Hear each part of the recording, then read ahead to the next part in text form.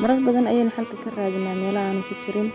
marar badan ayaynu aragnaa xaasas rag iyo dumarba kala cabanaya oo u kala cabanaya dad aan ehel u ahayn. Kan waa nin xaasla ah isla markaana xaaskiisu aad ugu xumayd, aad ugu qaylin jirtay, aad u dhibi jirtay, balse ninkaasi sida Soomaalidu u badan tahay xaaskiisa kuma qaylin jirin, cidiga mu dacweyn jirin, bal ay uma muujin jirin inay dhaqan xun tahay.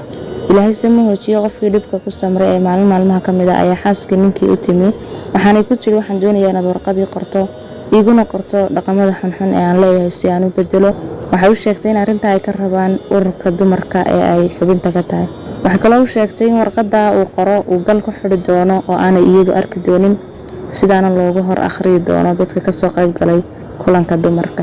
Ninkii warqadii ayuu qoray, wuxuuna ku qoray xaaskayga sida ay tahay ayaan ku jeclahay, mana jirto wax xumaan ah oo aan ka sheegayo ama aan ka tilmaamayo. Gabadhii sidii way ku qaaday warqadii waqtigii la rabay inay ku geysay ururkii, waxayna noqotay warqadii ugu fiicnayd ee laga hor akhriyo dadkii ka soo qayb galay kulankaas. Maalintii xigtay ninkii gurigiisa ay ku soo noqday, wuxuu arkay xaaskiisii oo albaabka taagan isla markaana ubax gacanta ku sida, farxad darteedna ilmeyn.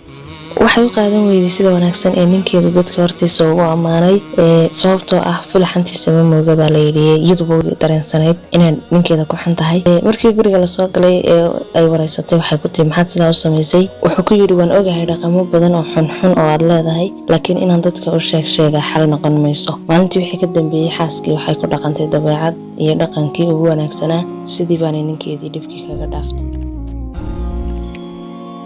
nuxurka iyo ujeedka sheekada haddii aan u nimaadno waxaan ka faa'iidaysanaynaa inaanay fiicnayn marar badan in waxyaabaha faamiliga ka dhex jiro cid looga cawdo isla markaa aan ehel u ahayn ama dadkii diintu sheegtay inay xaliyaan. waxaan kaloo ka fahmaynaa marka labaad in ururada dumarka ee waqtiyadan badan dambe Soomaalida kusoo badanaya ay marar badan qoysaska xalkooda iyo dhismahooda ka shaqayn karaan, wax badan hagaajin karaan, halka iminka ay u badan tahay in dumarka lagu gubaabiyo in xaq ka maqan yahay, in la dulmiyey, inay ragga iska dhiciyaan iyo waxyaabo noocaasoo inta badan diinta kasoo horjeeda.